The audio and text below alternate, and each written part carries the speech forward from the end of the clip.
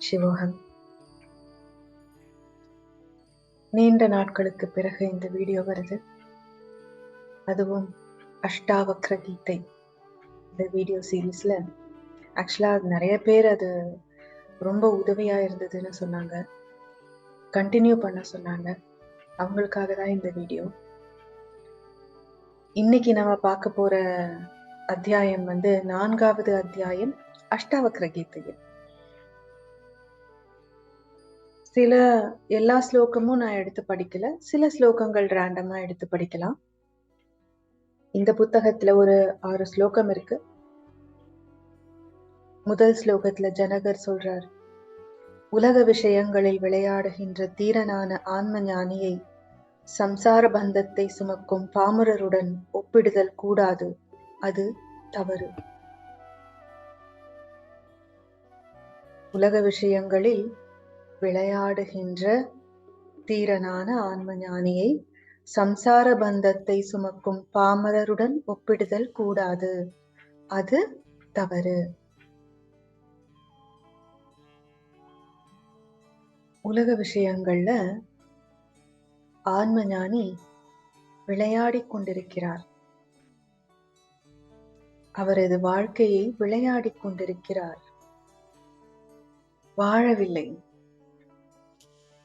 வாழ்க்கைங்கிறது அவர்களுக்கு தன்னிலையில் தானாக இருப்பதே வாழ்வு.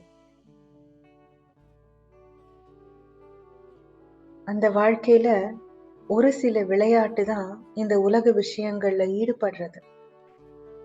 அதை பார்த்து அந்த ஆன்ம ஞானியை ஒரு பாமரனுடன் ஒப்பிட்டு பார்த்தால் யாருக்கு அதுல நஷ்டம் ஏற்பட போகிறது? ஆன்ம ஞானிக்கா அல்லது ஒப்பிட்டு பார்ப்பவருக்கா? ராமர் ஞானமடைந்த பின்பே அவருக்கு திருமணம்லாம் நடக்குது, வனவாசம் செல்கிறார், ராவணனை வதைக்கிறார்.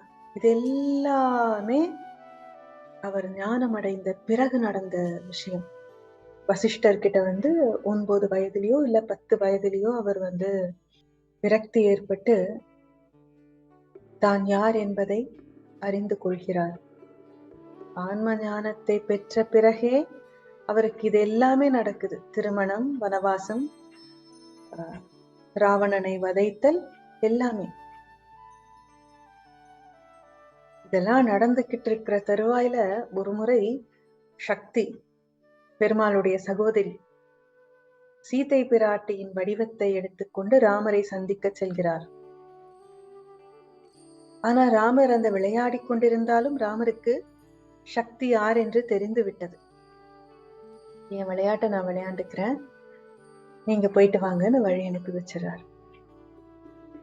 அவர் விளையாடி கொண்டிருந்தார். தனது ராம அவதாரத்தில் அவர் என்ன பண்ணிட்டு இருந்தார்? விளையாடி கொண்டிருந்தார். எல்லாம் தெரியும். ஆனா பாமரன் என்ன செய்வான்? இவருக்கு அது தெரிஞ்சிருந்தா ஏன் இது தெரியல? இவருதான் ஆன்ம ஞானம் பெற்று விட்டாரே, அப்புறம் ஏன் இதெல்லாம் நடந்தது?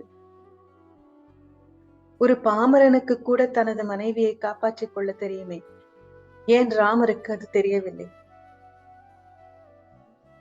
இந்த மாதிரி கேள்வி எல்லாம் ஒப்பிட்டு பார்த்து ஆன்ம ஞானியை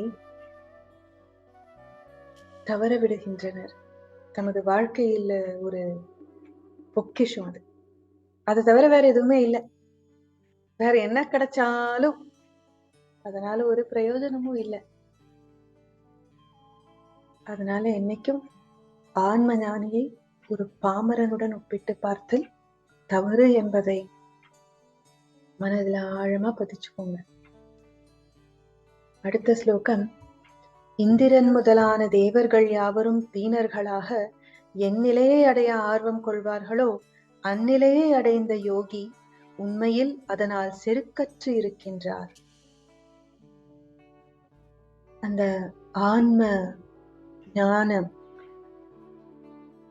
தான் தன்னை உணர்ந்த அந்த நிலையை அடைவதற்கு இந்திரனும் தேவர்களும் எல்லாரும் ஆர்வம் கொண்டிருக்கிறார்கள்.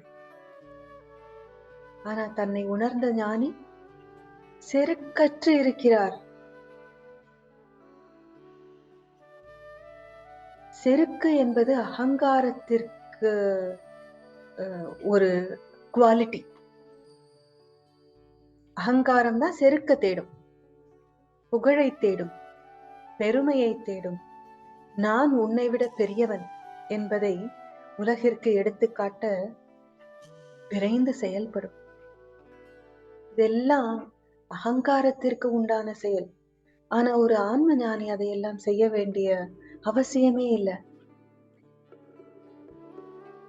நான்கிற ஒன்றே இல்லை, எல்லாம் அவன் மாத்திரமே என்று உணர்ந்த அந்த ஆன்ம ஞானிக்கு செருக்கு எவ்வாறு ஏற்படும்? ஒரு ஆன்ம ஞானியால் மட்டுமே அனைவரையும் தெய்வமாக பார்க்க இயலும். பாமரனால முடியாது. அடுத்த ஸ்லோகத்துக்கு போலாம்.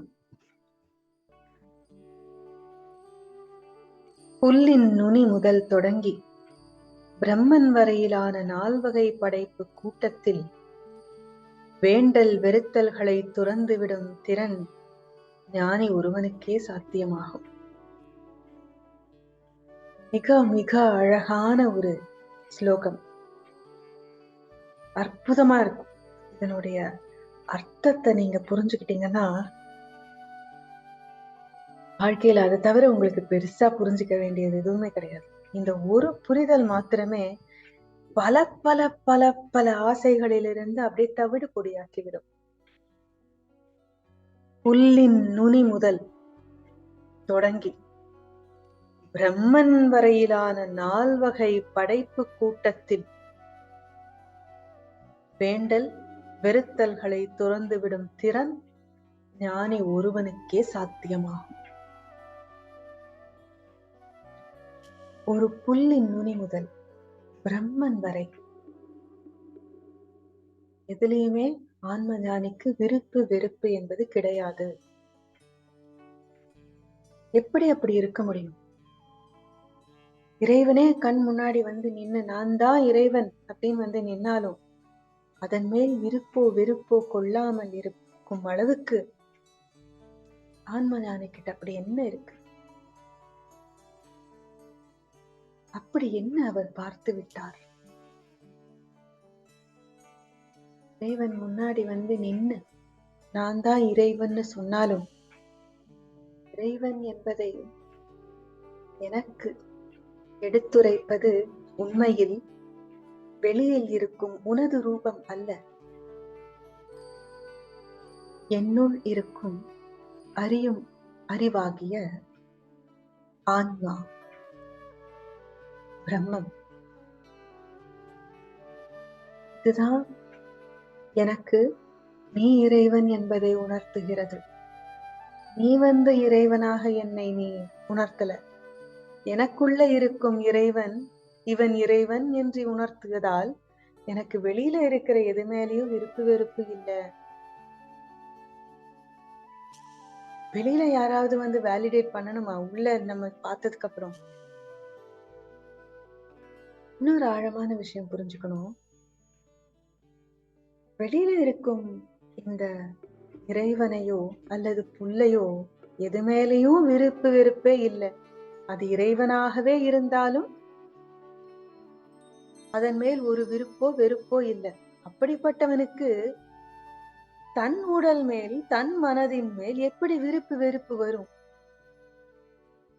அப்படி விருப்பு வெறுப்பு இருந்தாதானே அது வந்து பொறாமைப்படலாம், செருக்குண்டு இருக்கலாம். ரூபமெடுத்து வரும் இறையின் மேலே ஒரு விருப்பு வெறுப்பு அற்றவன் செருக்கற்றவனாகத்தான் இருக்க முடியும். ஏன்னா அவனுக்கு ஆழமா தெரியும் எது நிஜம்னு, எது நிரந்தரம்னு, எது நிஷ்களம்னு. இந்த ரூபமா எடுத்துட்டு வர்றது எல்லாமே மாயையில் அழிந்து போகக்கூடியவை. உள்ளிருக்கும் ஆன்மா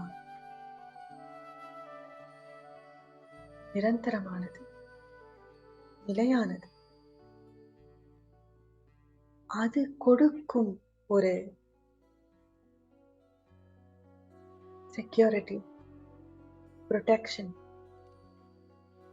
அது கொடுக்கும் ஒரு பாதுகாப்பு, அதற்கு இருக்கும் அன்பு, அது தரும் ஆனந்தம், இதெல்லாம் எங்கேயுமே வெளியில கிடைக்காது, எங்கேயுமே இல்லை. இந்த மனதிற்கு ஆனந்தம் வேண்டுமெனில் தான் தன்னில் லயிக்க லயிக்க அந்த மனம் ஆனந்தத்தை வெளிப்படுத்தும், அன்பை வெளிப்படுத்தும்.